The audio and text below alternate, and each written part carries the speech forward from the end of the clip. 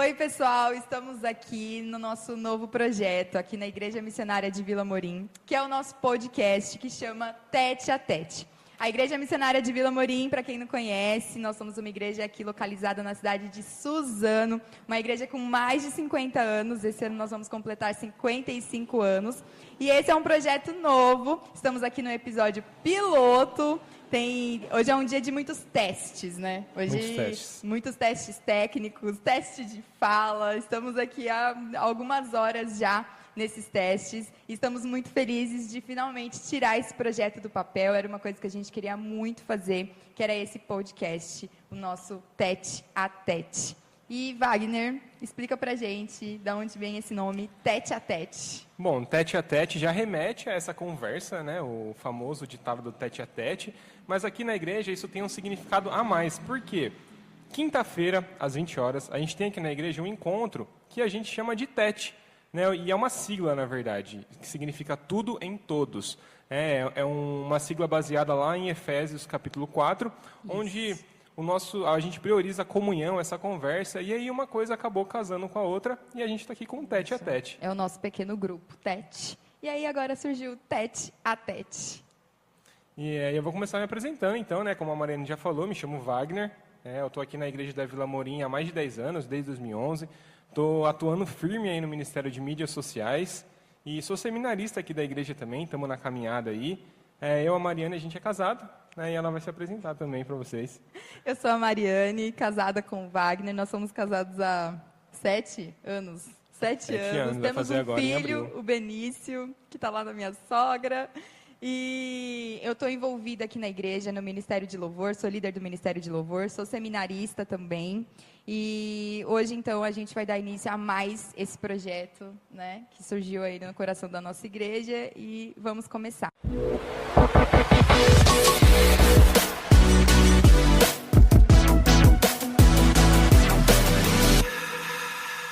E o nosso primeiro convidado não poderia deixar de ser o nosso querido pastor Carlos Cavalcante, pastor da nossa igreja, pastor de 3 igrejas, e hoje ele vai falar um pouquinho. Pastor, apresenta um pouquinho aí da sua trajetória.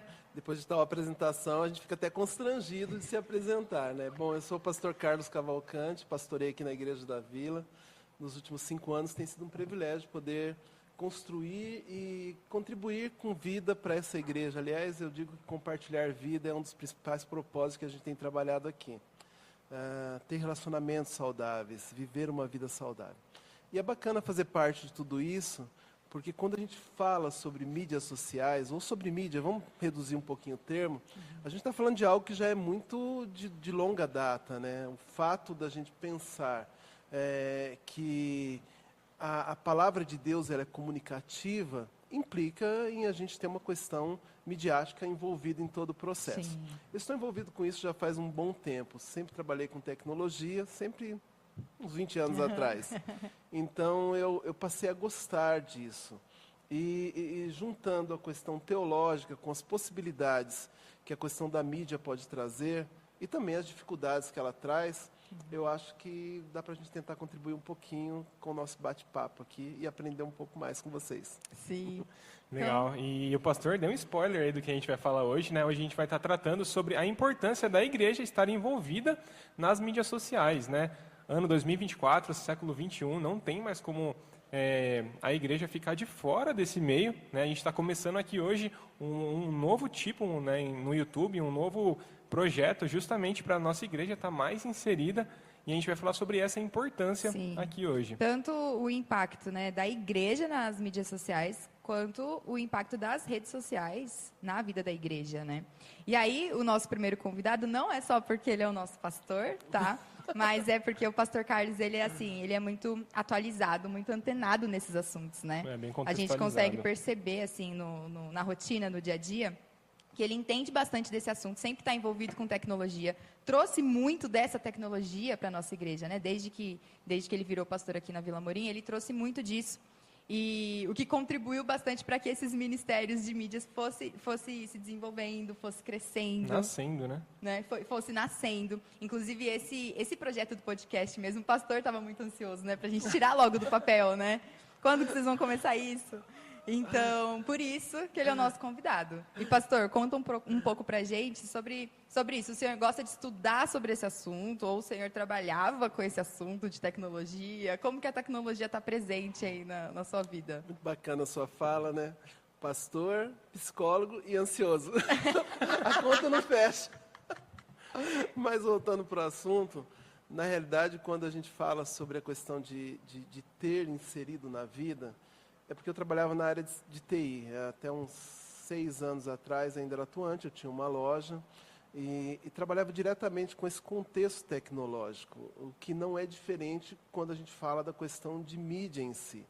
Então, mídia para a igreja, ela foi um avanço, eu diria assim, não foi repentino, porque algumas igrejas já praticavam a questão da mídia social dentro, mídia normal dentro da igreja, mas quando nós tivemos o evento da pandemia, isso de uma certa forma nos fez refletir que a gente estava atrasado com algumas coisas. Sim. E entre essas coisas era a importância que nós dávamos para a questão da mídia dentro da igreja. Então, em determinado momento, nós estamos na história, tudo funcionando bonitinho, a gente termina o último ensaio e na semana seguinte a gente não tem mais igreja para poder falar. Eu vou usar o termo falar, porque não deixa de ser um lugar de fala. E aí você olha para a igreja e você fala, como é que vai acontecer isso agora? E a única opção que você tem está atrelada a um celular, que muitos já tinham na época, né, as pessoas já tinham, e aí você começa a olhar, como é que eu faço isso? E você fala assim, não, vai ser de boa, porque quem fala para 100, 200, 300, 400 pessoas, então, se não tiver ninguém ouvindo, a gente vai ter um certo conforto nisso, né? Só que não. Só que não, né?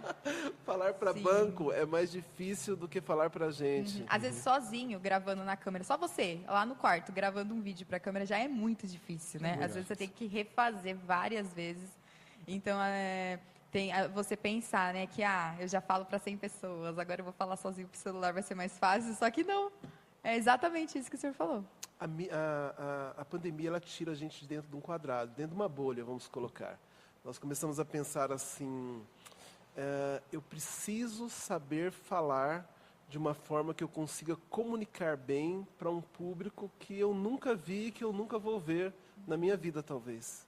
E isso é muito louco, porque a gente começa a pensar assim, mas como assim, né? Não é tão fácil. E aí corre atrás disso, daquilo, a gente não tinha experiência nenhuma com equipamento, com fala, com postura de câmera, nada disso. E, aliás, eu arriscaria dizer que isso não era uma realidade apenas da nossa igreja.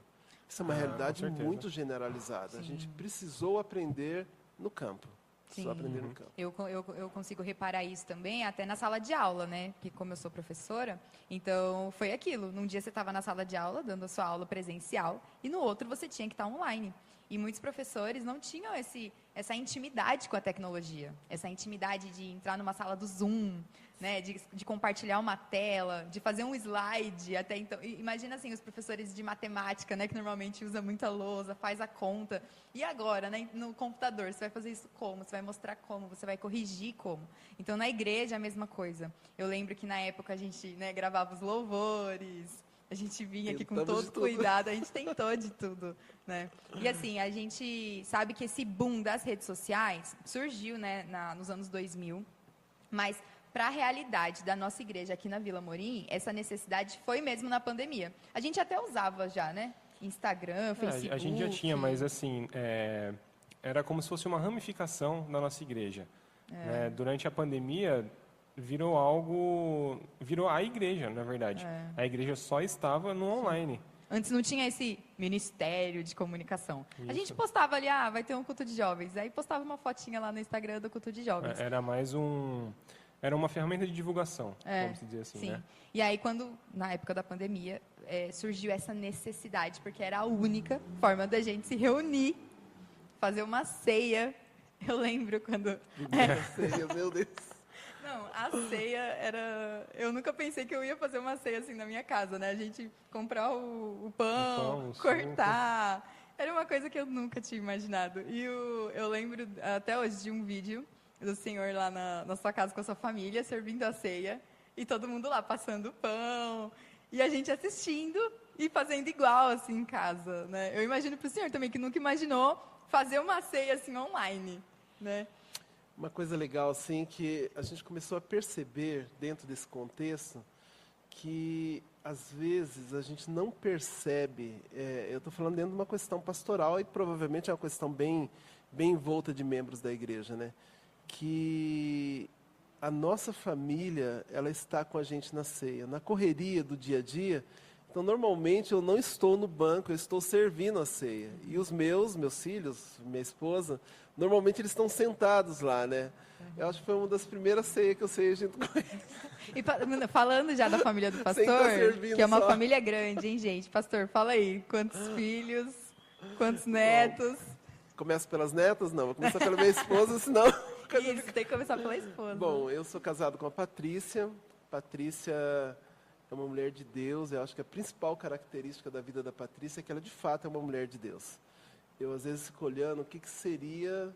O que é da vida de um pastor que é casado com uma mulher que não faz parte do reino, né? Não vou entrar no contexto, lógico, mas eu vou falar daquilo que eu vivo. É impressionante, assim, o nível de dedicação da Patrícia. Com ela eu tive 4 filhos, só com ela, não tive filho mais com ninguém. Que fique bem claro. E assim, o meu primeiro filho é o Lucas. O Lucas é pastor, aqui em São Paulo também, da nossa denominação. A minha nora, Valéria, também é pastora. E nós temos uma netinha, né, filha deles, que nasceram agora há pouco tempo, que é a Laura. Além da família do Lucas, nós temos a família da Júlia, a Esther e o Alisson. E temos a família do Caio e a Natália, que ainda não são casados por pouco tempo, sim, mas Caio é um filho muito querido. E nós temos o Felipe. O Felipe é uma pessoa muito incrível que a gente tem compartilhado vida em casa. É o meu último filho, caçula, e tem sido muito bacana. E a minha família é isso, né? Pastoreio, vivemos e acreditamos que família é uma célula máter da sociedade que nós vivemos. Então, o pastor é quase um pai de multidões. Quase. E não esqueci de ninguém. E foi legal também, né? A gente comentou dessa ceia, porque assim, tem coisa que se a gente perguntasse para a gente mesmo antes da pandemia, a gente ia achar impossível de fazer, né? Como que a gente vai poder fazer uma ceia, né? Um momento tão precioso e sagrado assim, né? Na igreja, onde está todo mundo junto, cada um na sua casa. Mas foi algo assim que particularmente me impressionou bastante, porque a gente conseguiu fazer e o senso de comunhão a gente conseguiu manter, né? Porque a gente tinha o grupo da igreja no WhatsApp e a gente incentivava o pessoal a mandar foto junto com a sua família, ceando.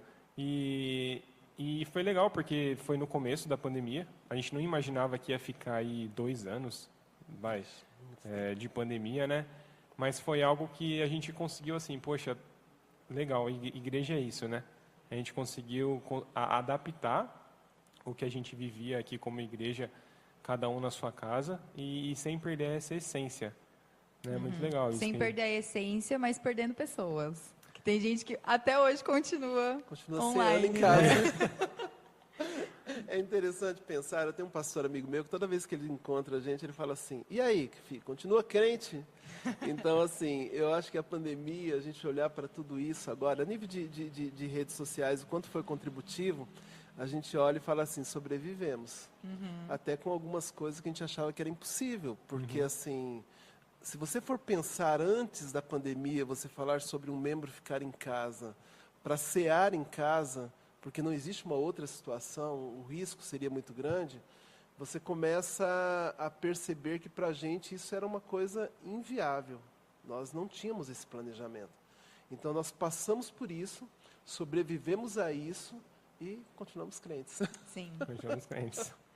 Esse termo mídia, ele vem do latim, significa meio, né? E aí significa, então, um meio de comunicação, assim como tantos outros que foram surgindo na época, né?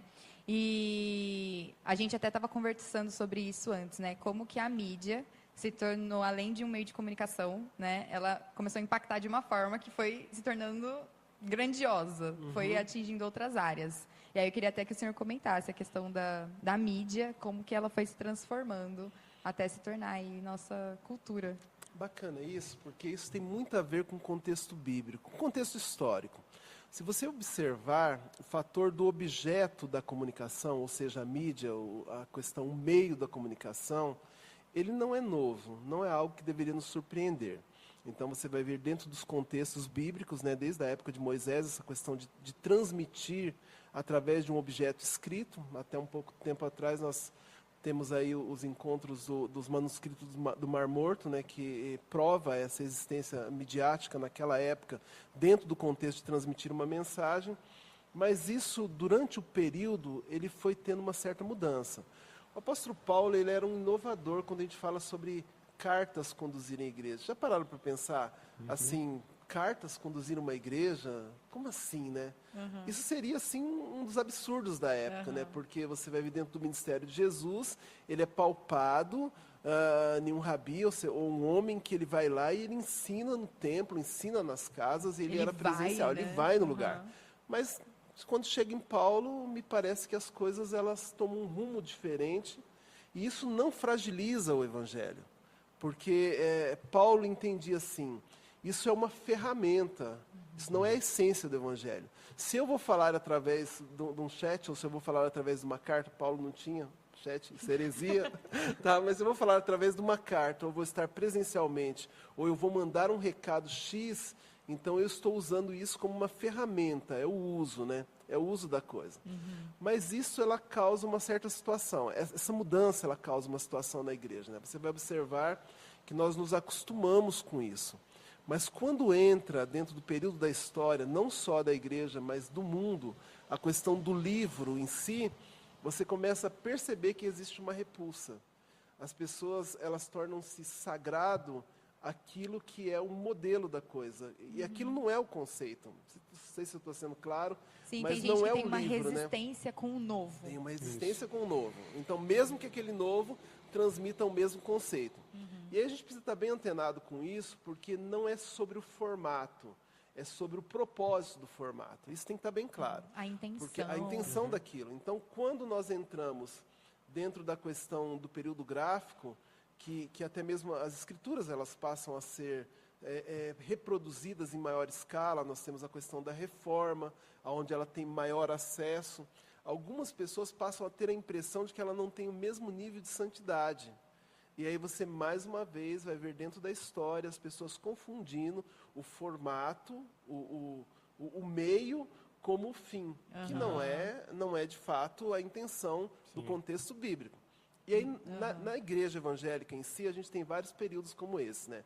Porque nós passamos da questão da Bíblia em si e dos salmos em si, que na maioria são cânticos que você vai ouvir dentro da igreja cantado, para os inários, o que causa uma outra repulsa. E quando você tira o inário, que também é uma questão que envolve mídia, e chama para o retroprojetor, alguns de vocês vão achar que isso nunca existiu, mas existiu sim. Eu peguei a época do retroprojetor. Quem pegou a época do retroprojetor, coloca aqui nos comentários, por favor, para a gente, né, não se sentir tão velho assim. E a gente escrevia à mão. E assim, quando faltava as transparências, a gente comprava papel de plástico, né, e colocava assim, não vai dar certo, dura menos. Era uma carência terrível, né? Hoje nós somos assim, mas uma coisa interessante é que quando você tira do inário e joga para o retroprojetor, as pessoas começam a entender, aliás, elas não entendem, algumas, que o inário não era santo, mas que o propósito dele apontava para uma questão sacra. E aí a gente fala assim, poxa, que coisa, né? Mas o boom da situação é quando você começa a trazer versículos nos projetores e você fala para a pessoa assim, olha, acessa aí o seu celular, o seu tablet. Mesmo abre a Bíblia online. Abre a Bíblia online, né? Mesmo porque antes disso, muitos de nós falamos assim, olha, crente, quando chegar na igreja, desliga o seu celular, né? E agora a gente está falando assim, liga o seu celular e abre a sua Bíblia. Então, essa transição até chegar na questão de entender que mídia, ela se transformaria num meio de comunicação em massa, ela demora. E até os dias de hoje, ela demora de entrar na cabeça da pessoa. Então, ela vai passar por 3 estágios. Ela vai pegar a questão da mídia como meio, depois ela entra na mídia como um conceito de comunicação. Então, agora ela não é mais um material restrito. A gente vê isso dentro da questão do meio secular mesmo, quando a gente vê assim, olha, escrita, depois a gente vai ver pendrive, tinha lá os CDs, os DVDs, Tudo são meios de mídia. Sim. Eles fazem Virou parte uma complexidade, né? complexidade. Mas agora ela entra no cenário de uma forma diferente. Ela vai entrar assim, agora eu sou um complexo de comunicação. Então, quando eu falo sobre a grande mídia ter uma opinião, eu estou entendendo que a mídia eclesiástica também tem uma opinião. E aí ela tomou uma proporção maior. Mas a proporção dela, talvez, que nós estamos vivendo no momento, é quando a gente adere o termo social nas mídias. Porque ela passa, quando você fala em socialização, ela se torna algo que também vem no bojo dela, uma cultura. E é aí que a coisa acontece. Porque você vai observar que, por mais que nós queremos ser influenciadores como igreja dentro da mídia, a mídia é uma via de mão dupla. Ela influencia de uma certa forma e ela é influenciável. E assim, foi algo que nós tivemos que aprender às pressas. Aliás, eu acho que a gente não aprendeu por completo ainda. Tem muita coisa para se falar sobre isso. E assim, eu acho que a mídia, né, a internet, o Instagram, YouTube, tudo isso, a gente tem que usar como mais uma forma de pregar o Evangelho. Sim. O Evangelho puro e simples, né? A salvação que Cristo proporcionou ali pra gente naquela cruz. Ele quer salvar os pecadores, né? A gente divulgar essa mensagem de salvação, as boas novas do Evangelho. E o que eu vejo bastante é que o pessoal usa as mídias para lutar outras lutas, né? Verdade, Trazer bem falado. novas ideologias, falar dos seus próprios pensamentos em nome de Deus, né? Falar dos seus próprios pensamentos, ou às vezes falar de política. Eu acho que não é o caso, né? O nosso papel como cristão é levar o Evangelho, né? E não fugir disso. Mas aí o que a gente acaba vendo é muitas igrejas, muitos pastores, muitas pessoas querendo compartilhar de coisas que não são o Evangelho. Até assuntos pessoais, Sim, Isso, que interessam apenas para a pessoa. sim. E eu enxergo claramente assim essa barreira que eu acho que a igreja tem um pouco de se adequar ao que está acontecendo no mundo, né? Então, por exemplo, igual o senhor falou do projetor. Quando chegou o projetor nas igrejas, não, poxa, crente tem que saber a letra de cor, né? Então, eu não vivi essa época. Senão não é crente. Eu ainda não era convertido nessa época, mas já ouvi muito falar sobre isso, né? Então, assim, eu creio que a igreja ela tem essa barreira de se está dando certo no mundo, então não é para a igreja.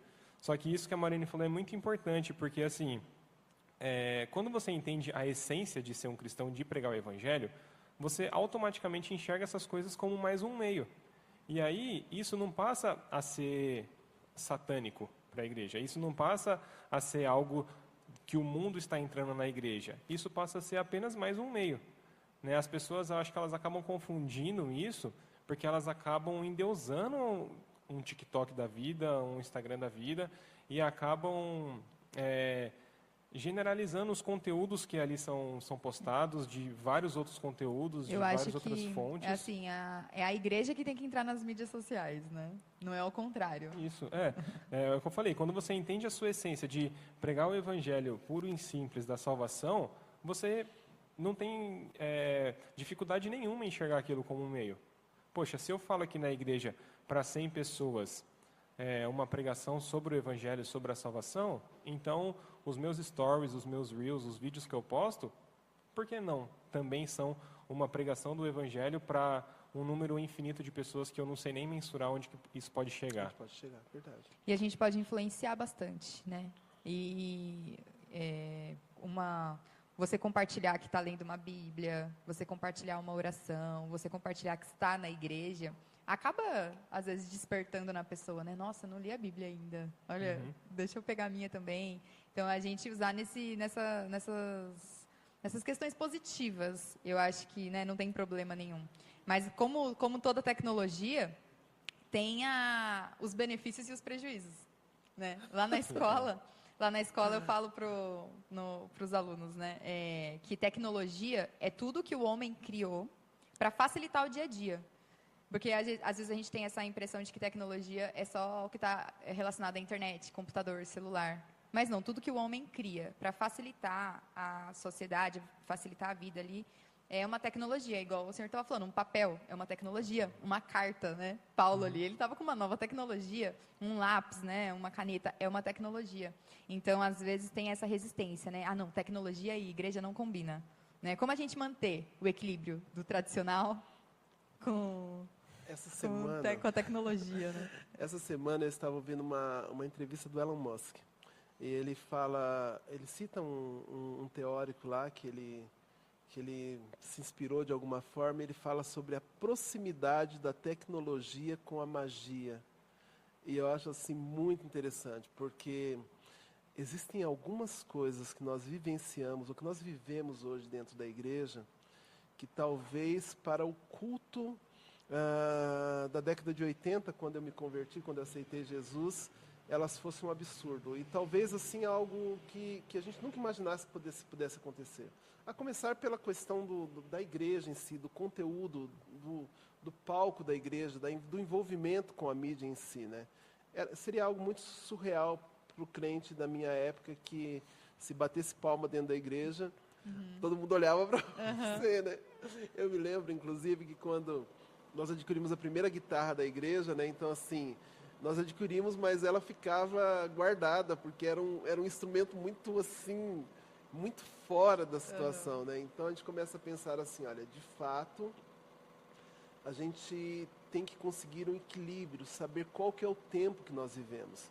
Porque senão nós vamos puxar o conteúdo, quando se fala em tecnologia, para o que nós acreditamos que era santidade há 30 anos atrás. E isso é um problema muito sério. Eu acho que, às vezes, algumas coisas elas não cabem, mas não tem a ver propriamente com a tecnologia em si. Tem a ver com a forma que se usa, né? Nós falamos da questão da influência da mídia em si, da mídia dentro do conteúdo de igreja. Então, hoje, vamos pensar assim. Todo ser humano com um celular na mão, ele é um produtor de conteúdo. Sim. Não temos como negar isso. Esse é o mundo que nós vivemos. E aí nós esquecemos que o ser humano, ele não é apenas um ser que ele vive igreja e casa. Nós, às vezes, temos essa dificuldade de entender isso dentro da igreja, mas ele é um ser muito mais complexo. E ele tem vontades, ele tem expressões. E assim, existe uma máxima em todo ser humano, que o que todo ser humano quer é ser querido. O maior desejo do ser humano é ser desejado. E é aí que o perigo mora. Porque você com o celular na mão, você sendo um cristão, você não mais representa só você. Se alguém ver algum pastor caindo em algum erro e que foi filmado, quando eu me apresento como um pastor no caixa do supermercado, as pessoas vão olhar assim e falar, pastor, é tudo igual. Então, a gente precisa entender que um crente ele é um representante do reino. Sim. E você ter um celular na mão e você ter uma liberalidade, liberalidade não seria a palavra, mas a liberdade de produzir conteúdo pode ser uma coisa muito perigosa. Isso te traz uma responsabilidade. Sim, você é grande. Um produtor de conteúdo e você é um representante do reino. Exatamente. Então é uma responsabilidade muito grande, né? E a gente vai ser cobrado por isso. Com certeza. Igual a gente estava vendo em Tiago lá, os mestres, né? Era bom que você não fosse, porque já que você você será cobrado por isso. Porque a gente tem esse poder dessa influência, né? Ainda mais quando a pessoa se nomeia, né? Fala, eu sou pastor tal. Isso já, o que você falar depois disso, vem com um peso maior. Porque você está falando que você é pastor de algum lugar, que você é bispo de algum lugar, que você é reverendo de algum lugar. Então, esses títulos, né? Você fala, você é professor, então o que você fala depois disso tem um peso maior, sim. Né? E você vai influenciar, você vai fazer com que as pessoas prestem atenção naquilo que você está falando, na sua opinião. E o que é legal assim das mídias é que, além de ser uma forma, né, da gente se comunicar, da gente divulgar, é também uma forma da gente obter bastante conhecimento. Sim, sim. Né? E aí vem a questão do filtro, né? Como que você vai buscar esse conhecimento? Porque na internet tudo é muito raso, né? Eu vi uma vez uma pessoa falando que essa geração, assim, né, os adolescentes, os jovens que têm muito acesso à internet, que já nascem com o celular na mão, né? Eles têm acesso a muita coisa, né? Igual quando eu era criança, para fazer um trabalho, tinha que ir na biblioteca, né? E aí parecia que quando você queria acessar um conteúdo, você estudava a fundo aquilo, porque você não sabia quando você ia ter disponível aquilo para você de novo. E agora, como você sabe que você tem tudo muito fácil, então você não se aprofunda. Sim. né? Porque você sabe que quando você precisar, você Vai joga ter lá. ali no Google de novo e mostra de novo. Então, a gente tem que ter mais profundidade, eu acho, né, que na hora da gente estudar. E a gente tem que ter um filtro na hora de procurar as coisas, porque é aquilo que a gente estava falando, né? Pessoas estão não pregando o evangelho, pregando suas ideologias, né? E aí a gente vê bastante isso quando a gente vai procurar um estudo, né? Procurar alguma coisa, o tanto de referência que aparece ali e que se você não tomar cuidado, você acaba caindo naquela conversa, que não é nada bíblica. Tendenciosas também, né? Isso. Tendenciosas. Eu acho que uma coisa que surgiu dentro do evento do Covid não foi só a oportunidade da gente poder se expressar, né, dentro desse contexto, mas surgiram também oportunistas, né? Então, assim, todo mundo quer ter uma voz, mas isso não significa que todo mundo está preparado para falar sobre o assunto. Então, é comum a gente ter isso não só na área igreja, mas a gente tem especialista de tudo na internet, né? Tem. E a igreja não ficou de fora. Então a gente tem especialista de igreja, né? Também assim. Às vezes a pessoa nem conhece, nunca leu Bíblia, não, mas olha, a Bíblia é isso, aquilo, aquela. Você pergunta, quantas vezes você leu a Bíblia? Ou você já leu pelo menos que livro da Bíblia? E a pessoa começa a postar as suas ideias, ela é seguida naquilo, é impressionante. Eu não vou usar o termo que não presta, né, mas já usei. É impressionante como a pessoa gosta de seguir aquilo que leva a lugar nenhum, né? Então você às vezes vai observar assim a prudência do crente em ser um crente de fato, um cristão que consulta as escrituras, talvez seja a única arma que ele tenha de não ser enganado. E isso não é novidade, tá? Isso não é novidade. A gente vai observar que teve uma mudança de situação quando Jesus ele sobe para o Pai e a pregação do Evangelho começa a acontecer. Havia um povo ali em Atos, ele fala, que eram os bereanos. Eles não caíram nessa armadilha. O contexto é o mesmo. A situação é a mesma. Tinha muita gente oferecendo, tinha agnósticos, tinha uma pessoa aparecendo, olha, eu sou de Jesus, aquela coisa toda. E eles falaram assim, opa, pera lá, tudo que nós ouvirmos, nós vamos consultar as Escrituras. Essa é a regra. Sim. É a regra, é a regra. Porque a verdade está ali, né? Às vezes você está buscando em outros lugares, mas está ali na Bíblia, né? Às vezes você fala, nossa, eu nunca ouvi isso, estou esperando Deus falar comigo, vou procurar um vídeo aqui. Mas as verdades, as promessas já estão ali. Dentro das Escrituras. Já Isso. Deus fala ali através daquele livro, né? Você se baseia na Bíblia e outras fontes te ajudam ou tem um estudo um pouco mais amplo, detalhado, igual a gente estava falando antes aqui, né, sobre como que era naquela época, mas não dá para fugir E da as verdade que experiências tá das ali. pessoas contribuem também, né? Você ouvir um Isso. testemunho, a pessoa compartilhar um testemunho, né? Essas experiências são válidas, né? Mas aí o que acontece, o que está acontecendo, na verdade, as pessoas fugindo ali da Bíblia, criando suas próprias ideologias e pregando na internet, né? E aí, outra coisa que eu queria abordar, é meio polêmico, pastor. Meio polêmico. É que, assim, essas pessoas que são, vou jogar o termo aí, desigrejadas, que acham que conseguem congregar das suas casas. Escolhe lá a igreja na internet e assiste o culto daquela igreja. E o que o senhor acha dessa realidade, assim, da pessoa cultuar de casa? Mesmo estando fora da pandemia. Antes do pastor responder, eu queria falar também, porque era um ponto que eu estava matutando aqui para bolar uma pergunta justamente voltada para isso. Porque, assim, a gente falou sobre a gente entender que as mídias são um meio de comunicação, a gente entender que depois da pandemia a gente teve essas pessoas em casa, onde a gente fez ceia em casa, a gente fez cultos de forma online, cada um na sua casa, mas a gente conseguiu manter a essência de comunhão. E a gente falou um pouco sobre ter filtros, né, de como usar essas mídias e tal. E para mim o filtro de será que isso está gerando comunhão é muito importante, né? Porque a gente está lendo e meditando no livro de Atos, e aí quando você lê lá que eles tinham aquela comunhão e eles dividiam tudo, e comunhão sempre foi algo que nunca ninguém duvidou a importância de se ter comunhão dentro da igreja. Né? E hoje em dia, né, como a gente já até falou aqui, pessoas que depois da pandemia continuaram nas suas casas, vendo os cultos online e achando que está tudo bem, que não precisam ir para uma igreja. Né? Então, a comunhão é um filtro que eu sempre coloco quando eu vou fazer algum projeto novo em relação à mídia. Né? Então, por exemplo, assim, se a gente pode dar um curso online, por que a gente tem que fazer um curso presencial? Né? Então, a comunhão que esse curso necessita ter, será que então não é mais viável, então, agora, depois da pandemia, a gente fazer de forma presencial? A gente tem cursos aqui na igreja onde a gente tem alunos que têm discipulado e precisa desse acompanhamento. Né? Então, acho que a comunhão é um filtro bacana para a gente poder ver no que investir ou não em relação a mídias sociais, em relação à igreja.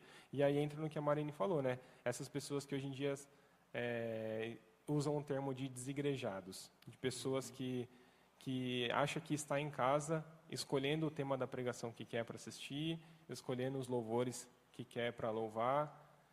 Como que funciona essa situação dessas pessoas? Então, vamos pensar assim que eu acho que esse é um movimento que tem se enfraquecido já justamente porque ele não é funcional, né? Então ele vai envolver uma situação onde o principal termo é uma das esferas de atuação da igreja, que é a comunhão. E comunhão não parte de um pressuposto de sentimento. Comunhão é uma ação contínua, ela é dinâmica, ela acontece. E é uma escolha. E é uma escolha também. Então ela não depende de falar assim, olha, eu vou assistir um programa, tá? Um culto, e bacana que tem o culto, eu vou falar também sobre o lugar do culto online dentro dessa situação toda, no momento que a gente está vivendo, mas a princípio a gente tem que entender assim, o que é comunhão, né? Porque a grande fragilidade da teoria do desigrejado é que ele consegue sim manter comunhão enquanto não na igreja, enquanto ele não está na igreja. Então, por mais que seja polêmico, cientificamente você não gera vínculos de comunhão com uma máquina. Isso não acontece. O evangelho ele parte do pressuposto de que você faz discípulo, e isso é vida na vida. Não tem como ser vida na máquina. Você consegue no máximo ali alguns picos de emoção, você consegue sim adquirir conhecimento, não dá para negar isso. Você pode assistir um culto muito bacana, você pode atribuir conhecimentos muito contundentes, mas você ainda assim vai ter uma fragilidade que é a questão da comunhão. Então não dá para dizer que você é um crente de fato que se preocupa com o outro, se você não quer estar próximo do outro. Mas eu mandei um WhatsApp. É outra coisa bem complicada, né? Porque assim, a utilidade do WhatsApp, ela é algo assim incrível nos últimos tempos como comunhão. Mas, e agora eu vou falar de um lado científico, você não sabe o que de fato a pessoa está falando quando está se comunicando por um WhatsApp. Então, assim, não é olho no olho, não é o calor do abraço. Então, eu acredito que seja muito difícil você conseguir sustentar a questão de ser um desigrejado só porque a tecnologia conseguiu substituir a sua comunidade de fé. Porque ela pode conseguir substituir, mas ela não consegue substituir o abraço do seu irmão. Sim. Ela não consegue substituir a amizade que você tem. Você pode ter uma menção de ter vários, e hoje o termo é muito interessante, né? Ainda voltando no assunto sobre você querer se satisfazer a si mesmo, ou seja, o desejo de ser desejado. Às vezes você pode ter 1 milhão de seguidores, e eu te perguntar quantos desses seguidores, de fato, você os levou a ser seguidores de Jesus. Porque a gente tem mudado alguns conceitos que não deveriam mudar dentro do termo crente. Olha, irmãos, eu sou popular, eu sou um crente de fato fervoroso, porque eu tenho 1 milhão de seguidores. Tá, mas assim, aonde é que isso casa com a questão de seguidores de Jesus? Uma coisa que surgiu, inclusive, com as redes sociais foi a câmera frontal. Verdade, verdade. Né? De você, Por causa tirar da a selfie. Tem a ver com a gente, não tem a ver com o outro. Então, assim, está falando, quando eu falo sobre uma mudança tecnológica generalizada, que é a câmera frontal, eu não estou falando da câmera, eu estou falando do que impulsionou a existir uma Isso. câmera. O que levou E o que, a levou? surgir E o uma que câmera? levou foi o eu. É. Foi o eu. Então, assim, dentro da igreja, respondendo agora a pergunta do Vavá, e a tua também, Mari, como que eu trataria essa questão? Eu acho que é impossível você ser igreja sem, de fato, estar envolvido com a igreja no front, no dia a dia. Sim, a gente vê isso na palavra, inclusive, né? Quando fala ali pra gente fortalecermos uns aos outros, estarmos uns aos outros, juntos ali, não deixar de congregar. Exatamente. Né? Isso fortalece a nossa fé. Isso é a sua fé na prática, né? Você estar ali com os outros também, né? E aí uma coisa que eu queria abordar agora é que, assim, a gente fala muito das mídias sociais, nessa importância da gente conseguir alcançar mais pessoas. Só que a gente não pode esquecer é que não é o único meio de alcançar as pessoas, porque muitas pessoas não têm acesso.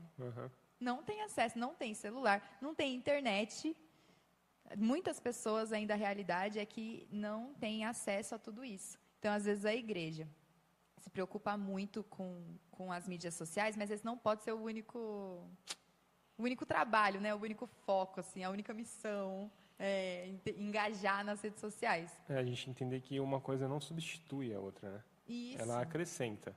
Elas podem ser feitas, né, das duas formas, né? Você pode ali evangelizar a pessoa, quem está na sua casa, e você pode evangelizar uma pessoa que está em outro país ao mesmo tempo, e você pode enviar dinheiro para missões, né, em África, enfim, ao mesmo tempo. Uma coisa não precisa, não, eu vou começar primeiro em casa, depois eu vou para o bairro, depois eu... Não, são coisas que podem ser trabalhadas ao mesmo tempo. Né? Acho que ela amplia ela vai ampliar o seu link de acesso, mas se não for cauteloso, ela te restringe ou ela reduz o seu link de fato de contatos válidos. Eu fiz aniversário há pouco tempo, e uma coisa muito curiosa, que eu achei muito bacana, acho que serve de exemplo para a gente enfatizar o que a gente está falando. Eu recebi vários recados no WhatsApp, assim, afinal de contas, sou pastor, então, povo, se não mandar um recado para mim de feliz aniversário, eu excluo do hall de membros. Brincando. Mas eu achei muito bacana, duas situações que eu achei muito bacana. Foi um cartão que eu recebi em que as pessoas escreveram para mim com a mão. E um papelzinho em branco, parecia um papel de pão, onde a pessoa só escreveu um texto para mim e colocou dentro de uma sacolinha com presente. E eu olhei aquele texto e eu falei assim, poxa, essa pessoa tinha tanta coisa para fazer, ela parou, ela escreveu aquilo, ela se importou comigo, e depois veio lá na minha casa e me trouxe aquilo e deu para mim, e depois que deu, falou assim, ei, você leu a cartinha que eu te mandei? Faz muito tempo que eu não recebo uma carta, mas foi muito especial. Então, assim, quando o Vavá fala assim, uma coisa não substitui a outra, de fato, mas nós nos sentimos mais agraciados com o calor da presença de uma pessoa. Com então, certeza. assim, não que eu esteja questionando, não devemos ter mais redes sociais, de fato, de forma alguma. Eu acho que a importância da rede social no quesito de que todas as nações, todas as pessoas conhecerão o Evangelho de Jesus, ela é formidável. Eu acho que ela é a cereja do bolo, assim, para que isso aconteça, Jesus volte, bora lá. Mas eu acho que ela não substitui, dentro do a gente está falando de contexto igreja, o calor da comunhão entre irmãos. Não, mas não substitui. Até porque se a igreja depender do meu WhatsApp para ter comunhão... O WhatsApp da Mariane funciona em horário comercial só. Não, nem 7 respondo, a 5, nem respondo. segunda a sexta. Ainda mais se não estiver perguntando o que interessa, entendeu? Nem respondo. Então, nada substitui o calor humano. E sabe que gera uma questão de ansiedade também? Nós estamos numa situação, vamos pegar agora nível igreja, aonde você manda um recado para uma determinada pessoa, se ela não te responder, você tem picos altos de ansiedade. Existe, inclusive, uma questão patológica que está acontecendo agora, que é sobre o burnout relacional, que envolve uma questão emocional, né? Pessoas que não conseguem viver bem porque não conseguem responder todo mundo em todo tempo. Nós não podemos ignorar que nós estamos vivendo uma questão de plataformas. E plataformas é um espaço onde você vai estar além do espaço que você está. Então vamos pensar que você já tem a sua vida, tem a plataforma que envolve o teu trabalho, E agora você tem que prestar conta para o X, que é o antigo Twitter. Você tem que prestar conta em tempo real para o Facebook, para o Instagram, e ainda responder todo mundo que te consulta ali no WhatsApp. Você vai ter um pico emocional que vai te estressar, e isso é um problema muito sério. Então, assim, a questão que às vezes tem é até que ponto que eu tenho que dar satisfação da minha vida, seja ela religiosa ou não, o tempo todo para todo mundo, né? Porque o texto que se fala é assim, olha, gente, eu sei que todo mundo está me perguntando aqui nos stories, aqui no perfil, tá? Na caixa de texto, então eu me sinto obrigado a dar uma opinião. E não tem ninguém perguntando. E ninguém pergunta. Você só quer falar mesmo. E assim, eu sou obrigado a dar uma opinião, mas quem disse que eu sou obrigado a dar uma opinião? Então, assim, eu não posso comprometer a minha vida espiritual, a minha saúde mental, porque inventaram uma demanda, porque eu estou numa plataforma e a partir de agora eu tenho que entender as mídias sociais como a razão da minha vida, ou então não vou me satisfazer. E mais uma vez, isso não é sobre as mídias, isso é sobre a gente. Quando a gente não consegue ficar sem as mídias sociais ou sem nos posicionar em determinada coisa que nem tem a ver com a gente tem que procurar aí no mínimo uma terapia. E até que ponto vale a pena compartilhar, né, pastor? Sim. Porque tem coisas que, se tiradas do contexto, a pessoa pode ser ridicularizada, Sim. virar meme. Às vezes fez todo sentido ali, naquele culto, naquele acampamento, naquele louvor, naquele espaço, naquele contexto, fez todo sentido para quem estava ali assistindo, cultuando e tudo mais. Aí você vai, tira, joga isso na internet.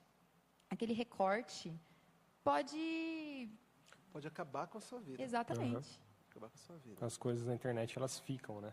Isso. Grava, posta e o contexto que era para ser feito ali já passou, mas o recorte ainda está lá. Então, pessoas estão sendo, assim, já caracterizadas, né, ridicularizadas pelo que elas falam, e coisas que estão sendo retiradas dos cultos que estão acontecendo, de uma rotina ali, da igreja, que quem está fora não vai entender. Então, aquilo acaba virando piada, acaba virando meme, ou às vezes acaba virando, né, uma heresia ali, porque saiu ali do contexto, mas ninguém sabe o que realmente estava acontecendo. Então, até que ponto vale a pena ficar compartilhando, né, tudo assim na íntegra, tudo que acontece, fazendo lives, às vezes, até que ponto isso vale a pena, né? Porque uma coisa é que, assim, a gente estava falando que as mídias não substituem, né, o calor humano e tudo mais, e também não substitui, eu acho que algumas práticas. Por exemplo, como que uma pessoa vai ser batizada na internet? No metaverso?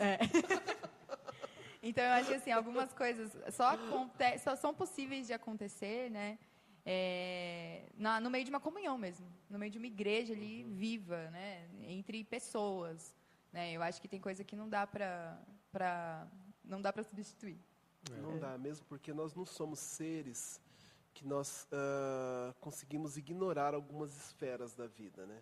Então, assim, a reclusão, e agora a gente pode até falar da questão até mesmo da questão do desigrejado, a reclusão ou a ausência de pessoa, a princípio ela pode parecer sedutora, viciante e até gostosa, né? A gente fala assim, olha, mas eu gosto de ficar aqui no meu canto. Mas quando você percebe que aquilo não é mais uma escolha sua, e sim uma escolha do outro, que fala assim, poxa, essa pessoa é tão antissocial, é tão só internet, que não tem por que eu continuar tendo o desejo de estar perto dela. Daí você percebe que não é sobre só você nas redes, que não é só a sua influência, que aquilo que você às vezes nega ter naquele momento, ele só é legal porque você tem o domínio. Agora, quando você chegar um dia na igreja e ninguém te conhecer na igreja, porque os seus 30 mil seguidores são quem deveria te conhecer e não te conhecem, aí você vai repensar a situação. Mesmo assim, eu não acho as mídias nocivas num contexto geral. Eu acho que elas têm um lugar. E se nós estamos falando de pregação do Evangelho, ela tem que ter o lugar que é dela. E não nós vivermos à mercê ou escravizados por ela. Eu acho que é mais ou menos isso. Tá bem? E para acompanhar a gente, procure a gente aí nas redes sociais, IMVA Oficial, Igreja Missionária de Vila Morim, IMVA Oficial. Procura a gente aí no Instagram, Todas as redes, IMVA IMVA Oficial. E a gente queria agradecer o pastor Carlos, né, por estar prestigiando a gente nesse primeiro episódio. Né, como a gente falou, não foi por acaso ele estar aqui, né? Acho que ele conseguiu acrescentar bastante coisa nesse assunto. A gente queria agradecer, né, que Deus abençoe. E queria pedir se o senhor pudesse fazer uma oração. Sim, claro, gente. claro. É importante entender que essa oração, assim, muito embora ela vai ficar muito tempo na mídia, eu acredito na oração como um processo dinâmico e eu acredito que você pode ser abençoado. Então, assim, desgruda daí não, fica até o final e depois acompanha a gente lá. Querido Deus, nós somos gratos por essa pessoa que está nos assistindo. Somos gratos pela vida do Wagner e da Mari. E somos gratos pela nossa igreja, que nós sejamos sábios o suficiente para conseguirmos trabalhar as novas situações, tecnologias e inovações que o Senhor tem também como presente para a igreja. Em nome de Jesus. Amém. Amém. E você aí que assistiu, ficou até aqui com a gente e a sua igreja está trabalhando nesse processo de mídias, já trabalha ou está pensando em começar a investir mais nesse ministério, manda esse vídeo para a pessoa que está lá planejando para já começar sabendo o jeito certo de trabalhar, não confundir as coisas, não achar que uma coisa substitui a outra, para começar do jeito certo nesse ministério de mídia. Se inscreve no nosso canal, deixa o seu like E é isso. até o próximo vídeo.